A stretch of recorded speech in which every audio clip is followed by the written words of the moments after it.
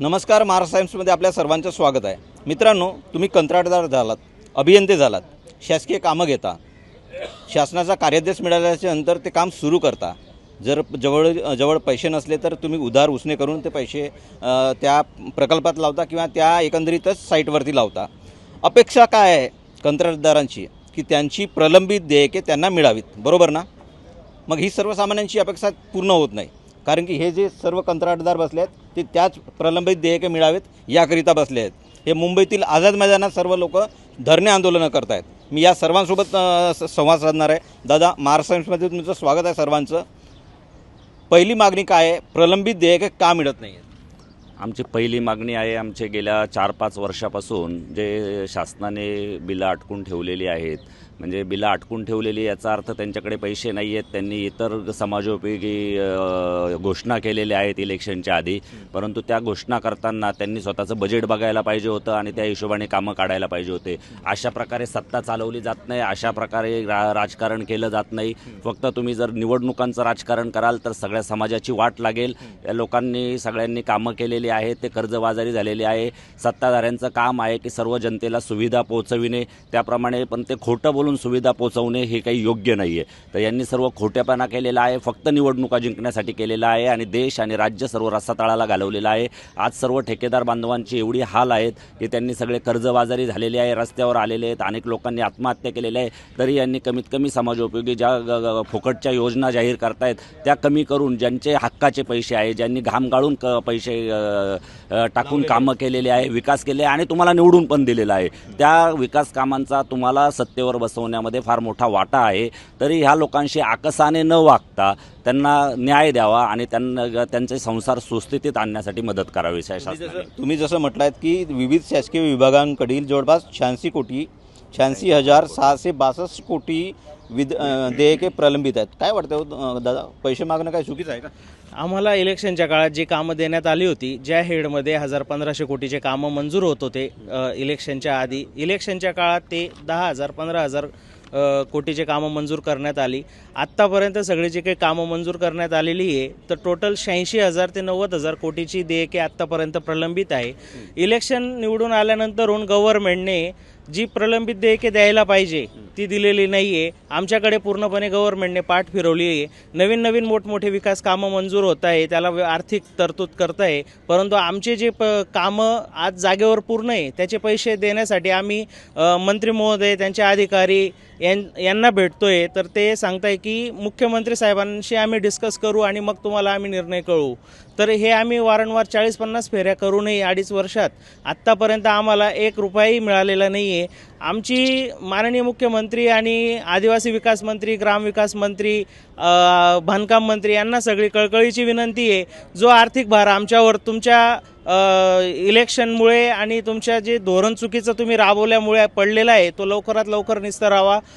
जे आर्थिक संकट आज आमच्यावर उभे राहिलेले आहे ते परत कोणावर उभे राहू नये, त्यासाठी तुमचे जे धोरण चुकीचे तुम्ही राबवलेले आहे ते तुम्ही लवकरात लवकर ठीक करावे. नाहीतर आमच्याकडे दुसरा पर्याय उरणार नाही, कारण आमचे सगळे सेविंग्स, आमचा पैसा, आमच्यावर कर्ज हे सगळं तुमच्या चुकीच्या धोरणामुळे आमच्यावर लादलं गेलेलं आहे. आम्ही तुमच्या इलेक्शनचे बळी झालेलो आहे. जे आमचे पैसे लवकरात लवकर रिलीज नाही झाले तर आम्हाला आज करायची वेळ आलेली आहे. पूर्णपणे आमच्या गळ्यावर तलवार आलेली आहे. तुम्ही जी आश्वासनं आम्हाला दिली होती ती आम्ही पाळली, जी वर्क ऑर्डर तुम्ही दिली होती तिच्यावर आम्ही विश्वास ठेवला आणि तुमच्या आदेशाने आम्ही आज कामं पूर्ण करून बसलेलो आहे. तर आम्हाला लवकरात लवकर देणी मिळावी हीच आमची तुम्हाला विनंती आहे. आणि तर एकंदरीतच आपण बघायला गेलं तर सर्व शासकीय कंत्राटदार आहेत या ठिकाणी.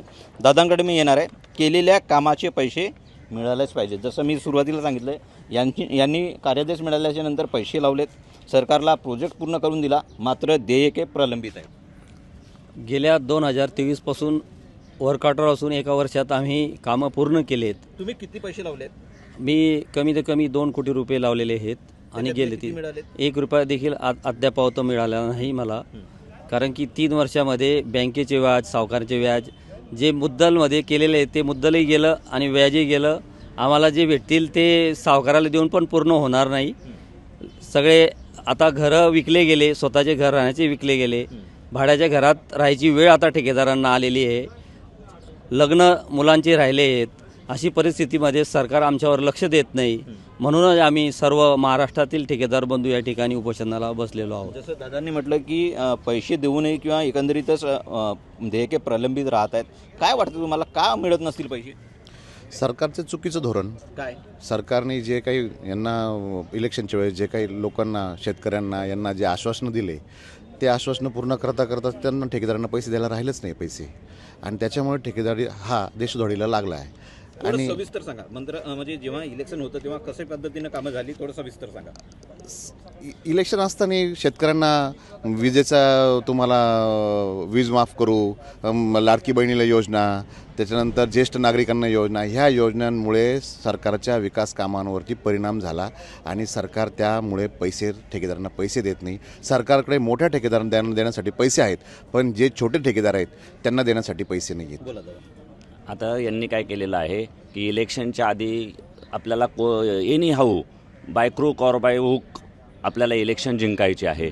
हे इलेक्शन जिंकण्यासाठी फार मोठ्या मोठ्या योजना जाहीर केल्या. त्याच्यामध्ये सगळ्यात मोठा भाग हा विकास योजनांचा आहे की गावोगावी, कारण तिथे त्यानेच सर्वसामान्य पब्लिकपर्यंत पोहोचता येतात. मग त्यांनी काय केलं की समजा तुमच्याकडे जर बजेट 1 रुपयाचं आहे ना, तर त्याच्याऐवजी 10 रुपयाचे कामं जाहीर केली की आम्ही एवढा विकास काम करतोय. इलेक्शनच्या आधी फक्त कांगोवा करण्यासाठी, दिखावा करण्यासाठी. आणि तो दिखावा करण्यासाठी काय केलं की तेवढे कामं एका मतदारसंघामध्ये समजा ते 1 कोटी रुपयाचं काम मंजूर करू शकत होतं ना, तिथं 10 कोटी रुपयाचं काम मंजूर करायचं. त्याच्यामध्ये बोर्ड लावले, मोठ्या मोठ्या नेत्यांना बोलवायचं, म्हणजे स्थानिक आमदार जो इच्छुक आमदार आहे तिथं उभं राहणारा किंवा जो त्यावेळेचा आमदार आहे, विद्यमान आमदार आहे, त्यांनी ते कामं मंजूर करून आणले. मग ते कामं मंजूर करताना कोणत्या प्रकारचे निकष असतात की बाबा आदिवासी वस्तीमध्ये काम करायचे तर त्यांचे वेगवेगळे निकष असतात. त्या निकषाप्रमाणे काम मंजूर व्हायला पाहिजे. परंतु यांनी ते निकष कोणत्याही प्रकारे पाळले नाही. फक्त आपल्याला इलेक्शन जिंकायचं, म्हणजे त्यावेळेसचे तत्कालीन मुख्यमंत्री जे कोणी असतील त्यांनी आणि जे बांधकाम मिनिस्टर किंवा हे असतील त्यांनी फक्त यांचे प्रस्ताव गेले की मंजूर, प्रस्ताव गेले मंजूर, वित्त विभागामध्ये फाईलच अडत नाही. आणि अशा प्रकारे ज्या मतदारसंघामध्ये 10 कोटीचंच काम करू शकत होते तिथं 300 कोटी रुपयाचे कामं छापले. त्याच्यामध्ये येऊन त्यांनी उद्घाटनं केले, लोकांना सांगितलं आम्ही एवढा विकास करतोय, एवढा विकास करतोय, एवढं करतोय. आणि ठेकेदारांना काय माहीत नाही ह्या गोष्टीचं की ठेकेदारांनी की हे खरोखर त्यावेळेस कदाचित नवीन गव्हर्नमेंट आले, त्यांच्याकडे भरपूर पैसे आले असतील, कलेक्शन खूप झालं असेल. कारण सर्व IAS ऑफिसर नाही आहेत ठेकेदार, म्हणजे अनेक ठेकेदार हे अंगठे बहादूर आहे, काही इंजिनियर्स आहेत, काही, पण ते फक्त त्यांच्या कामापुरते ना, त्यांचे टेक्निकल फील्ड आहे, ते टेक्निकल विषय करतील, ते काही आर्थिक बाबी बघत बसणार नाही. तर त्या प्रकारे एवढे कामं मंजूर केल्यानंतर त्यांनी काय केलं, हे इलेक्शनच्या आधी कामं चालू व्हायला पाहिजे म्हणून पटापट वर्क ऑर्डर केल्या असता. म्हणजे जिथे 21 दिवसाची मुदत असते टेंडरची की 21 दिवसामध्ये व्हायला पाहिजे, त्यांनी GR काढले की 7च दिवसामध्ये हे टेंडर करायचे आणि 7च दिवसात वर्क ऑर्डर द्यायच्या कॉन्ट्रॅक्टरला. 7 दिवसामध्ये त्यांनी वर्क ऑर्डर दिल्या आणि लगेच बोकांडी बसले की पटकन काम करा, कारण इलेक्शनच्या आधी त्यांना कामं दिसायला पाहिजे. ते कामं लोकांनी धडाधड पूर्ण केले. आणि जेव्हा इलेक्शन झाले, हे निवडून आले आणि बिलं तिथं गेले, तर बिलं दिले तर पैसेच नाहीत द्यायला गव्हर्नमेंटकडे. मग ज्याचं 1 कोटी रुपयाचं बिल आहे त्याला तू बाबा 1 लाख रुपये घे, ज्याचं 2 कोटीचं बिल आहे 2 लाख रुपये घे.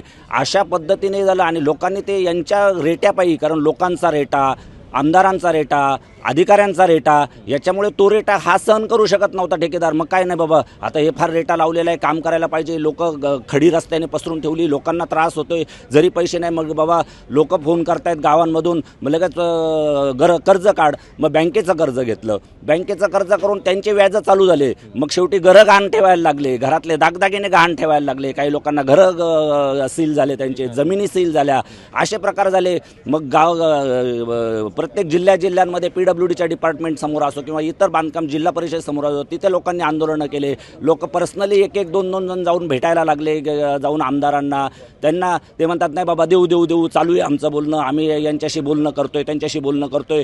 ते झालं. नंतर मंत्र्यांकडे जायला लागले, मग मुख्यमंत्र्यांकडे जायला लागले, कुठेच काही होईना. आणि मग शेवटी सगळ्या राज्याच्या ठेकेदारांनी विचार केला की याच्यामधून आपण सर्व राज्यव्यापी सगळेजण एकत्र आल्याशिवाय या गोष्टीला आपल्याला तोंड फुटणार नाही. आणि म्हणून सर्व, नाही तर आजपर्यंत जर तुम्ही इतिहासामध्ये जर कधी बघितलं असेल तर ठेकेदारांनी अशा प्रकारचं राज्यव्यापी आंदोलन कधी केलेलं नाही आहे, तर ती त्यांच्यावरती करण्याची का वेळ आली?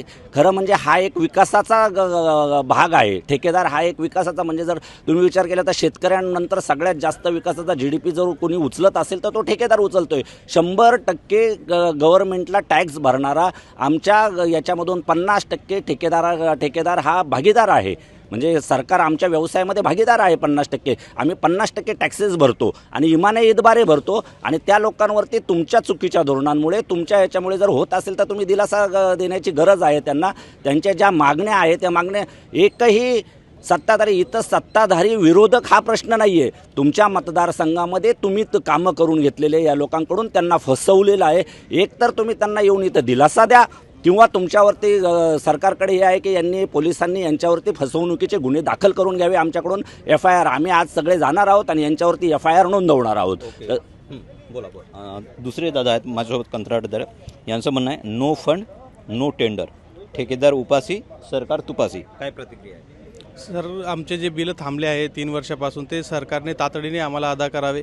एक ठेकेदारचं एक कुटुंब न बघता एक ठेकेदार मागं 50 कुटुंबांचा विचार करावा. भूमिका काय म्हणते तुम्ही जर भेटायला गेलात तर? सरकारने फक्त आमचे तातडीने जे पेंडिंग बिल आहे ते लवकर अदा करावे, आमची हीच मागणी आहे, प्रमुख मागणी. हां, माझं एक असं म्हणणं आहे की आमच्या शासन सर्क्युलरप्रमाणे टेंडरचे निविदा काढल्या जातात. त्या निविदामध्ये सर्व गोष्टी अटीशटी लिहिलेल्या असतात. तर दर महिन्याला शासन परिपत्रकानुसार महाराष्ट्र शासनामध्ये जे काही सर्व डिपार्टमेंटचे पेमेंट जे आहे दर महिन्याला देणं हे बंधनकारक असतं शासनाचं. परंतु शासनाने जर आपण काम लेट जर केलं तर आम्हाला फाईन, दंड, पॅनल्टी, ब्लॅकलिस्ट केलं जातं. तरी शासन सर्क्युलरप्रमाणे जर विचार केला तर त्याचा आपल्याला असा उपयोग व्हायला पाहिजे की त्यांनी 18% व्याजासकट आपल्याला पेमेंट द्यायला पाहिजे. आणि शासनाकडे पैसे नाही हे आपल्या सर्वांना माहीत जरी असलं तर शासनाने याच्यावर मार्ग काढायला पाहिजे. बँकेमार्फत आपल्याला लोन द्यायला पाहिजे आणि त्याचं व्याज गव्हर्नमेंटने भरायला पाहिजे. भाजपचे नेते किंवा सत्ताधारी म्हणतात पैसों की कोई कमी नाही आहे. हां, तर पैसों की कमी नाही तर तुम्ही पैसे द्या ना. कुठून द्या? याच्यातून जागतिक बँकेचं कर्ज घ्या, महाराष्ट्रातल्या काही प्रॉपर्ट्या गहाण ठेवा, परंतु ठेकेदारचे पेमेंट देणं गरजेचं आहे. कारण आज अशी परिस्थिती झालेली आहे की तुम्ही काम जर नाही केलं तर ब्लॅकलिस्ट केलं जातं, आणि ब्लॅकलिस्ट तुम्ही करता, सर्व कायदे तुमच्याकडे ठेवतात. आज तुम्ही न्यायालय ताब्यात घेतलेले, आज कोर्टामध्ये जर गेलं, ब्लॅकलिस्ट करायची गरज आली आहे. आता ब्लॅकलिस्ट म्हणजे आम्हाला ब्लॅकलिस्ट करायला खरं वाटते का आता सरकारलाच आलेली आहे. कारण आज आमच्याकडं आम्ही जर काम नाही केलं तर ब्लॅकलिस्ट केलं जातं. माझं आज जर ब्लॅकलिस्ट करायचं म्हणजे गव्हर्नमेंटला ब्लॅकलिस्ट करायला पाहिजे. कायदा कुठे गेला? न्यायालय कुठे गेलं? न्यायालयात कुठं काही गोष्टीच होत नाही. आज ठेकेदार आमचे बंधूंना आज कोर्टाकडे, वकिलाकडे जायला पैसेसुद्धा नाही आणि केस चालायला पैसेसुद्धा नाही. पण कोर्टातसुद्धा असं झालं की जज नाहीत. आज जजसुद्धा 10-10 वर्ष निकाल लावत नाही. आणि मग कुठं गेला हा कायदा? कुठं गेलं स्पेसिफिकेशन? कुठं गेले टेंडरचे क्रायटेरिया? आज वर्क ऑर्डर निघाली. वर्क ऑर्डर काही खाजगी कोणाची नाही आहे, आज महाराष्ट्र गव्हर्नमेंटची वर्क ऑर्डर आहे. त्या वर्क ऑर्डरप्रमाणे त्यांनी अंमलात आणायला पाहिजे आणि 2 दिवसात कर्ज देऊन पैसे देऊन टाकायला पाहिजे आणि पुढीलसुद्धा कामासाठी फंड ठेवले पाहिजे. जर फंड नाही ठेवले तर डेव्हलपमेंट होणार नाही, आणि डेव्हलपमेंट जर झाली नाही तर जागतिक सर्व लोकांचं नुकसान होणार आहे. आणि याच्यावर फक्त पुढारी लोकांना काय वाटतं असेल, आम्ही आहे, पण आम्ही काय, तुम्ही मालक नाही आहे, तुम्ही जनतेचे हे येत आहेत, जनतेने तुम्हाला निवडून दिलेले आहे. याचा गैरवापर करू नये. आज महाराष्ट्रातील सर्व लोक 2.5 वर्षापासून बेघर झालेले आहेत. त्या बेघर झाल्यामुळे त्यांचा उपयोग करायला पाहिजे. आपण बसून मंत्रालयामध्ये बसून शांततेत बसणं नाही. मोर्चा केला म्हणजे काय झालं? मोर्चा झाला. काय मोर्चा झाला? यांनी ताबडतोब 2 दिवस या लोकांची जेवणाची, येण्याची, राहण्याची ही सुद्धा पैसे नाहीत आज आमच्याकडं. आज तात्काळ लवकर 2 दिवसात निर्णय घ्यायला पाहिजे, नाहीतर आम्हाला लोकांना आक्रमक करावं लागेल. सर्व शासकीय ऑफिस आणि मंत्रालय बंद करणं गरजेचं आहे. याच्याशिवाय कुठं पर्यायच राहिलेला नाही आज. दादा तुमची काय मागणी आहे? आमची एवढीच मागणी की इथं जर तुम्ही सगळ्या किती प्रलंबित आहेत ते सांगा थोडं. माझे 2 कोटी आणि रस्त्यांचे कामं केलेत मी आदिवासी विकास विभागाचे, जे पूर्ण आहेत. 2000 देयके मागायला जातात तेव्हा काय प्रतिक्रिया येते? ज्यावेळेस देयके मागायला जातो आम्ही त्यावेळेस ते प्रतिक्रिया देतात की होईल, आता आम्ही तरतूद करू. हे आम्हाला 2 वर्षापासून सांगण्यात येत आहे. तिथं तोडगा निघत नाही. तिथले आमचे कामं कंप्लीट झालेले आहेत. आमचे कामं एवढे इसेन्शियल होते की जे खेड्यापाड्यांवरचे लोक आहेत तिथले, जे रुरल एरियात, ट्रायबल एरियात लोक राहतात, त्यांना मुलांना शाळेत जाण्यासाठी तिथे मेडिकल त्यांना सुविधा उपलब्ध व्हाव्यात, त्यांना दळणवळणाचं साधन व्हावं, तिथल्या शेतकऱ्यांना फायदा झाला.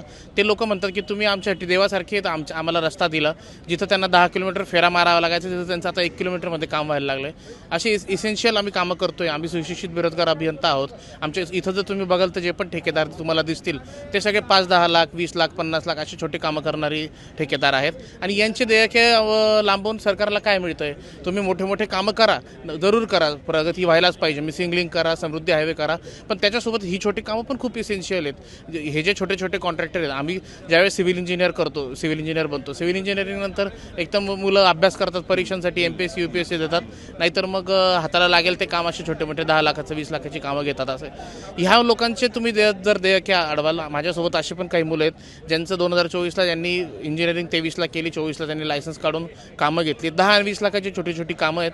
अजून 2-2 वर्षापासून त्यांची पेमेंट नाही आहे. त्यांनी घरून पैसे घेतले, नातेवाईकांकडून पैसे घेतले, बँकेचे कर्ज काढलेले आहेत. आज त्यांचं मोरल एवढं डाऊन झालं, ती मुलं आयुष्यात पुढे काय करणार आहेत? तुम्ही जेनझी म्हणतात, जेनझीसाठी आम्ही असं करतो तसं करतो.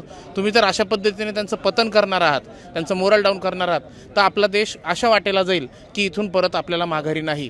मग याच्यानंतर काय होईल? मग मुलं क्रिमिनल होतील की अजून काही वाईट प्रकार करतील, त्याची आपण कोणीच जबाबदारी घेऊ शकत नाही. आम्ही इथं आलो आहे आत्ता, आम्ही हे आंदोलन चालू केलं आहे म्हणून ॲटलिस्ट दिलासा मिळाला आहे ठेकेदारांना. असे 50 ते 100 लोक आहेत जे माझ्या कॉन्टॅक्टमध्ये करणार होते, त्यांचे फोन येऊन गेलेत की दादा तुम्ही हे जे हा जो लढा चालू केला आहे त्याच्यामुळे आम्हाला आशा भेटली आहे, त्यांच्या घरच्यांना आशा भेटली की आता आपल्याला काहीतरी मिळेल. तर आम्ही हात जोडून शासनाला विनंती करतो, भीक मागतो की आमचे पैसे आम्हाला परत द्या. आम्ही नतमस्तक होतो तुमच्या पुढे, पण प्लीज करून आमचे पैसे आम्हाला परत द्या. धन्यवाद दादा आमच्याशी चर्चा केल्याबद्दल. तर हे एकंदरीतच सर्व शासकीय कंत्राटदार आहेत. मागणी एकच आहे, यांचे प्रलंबित देयके जे आहेत ते त्यांना मिळावीत. मी कुमार टेंबरे, महाराष्ट्र टाइम्स ऑनलाईन, मुंबई.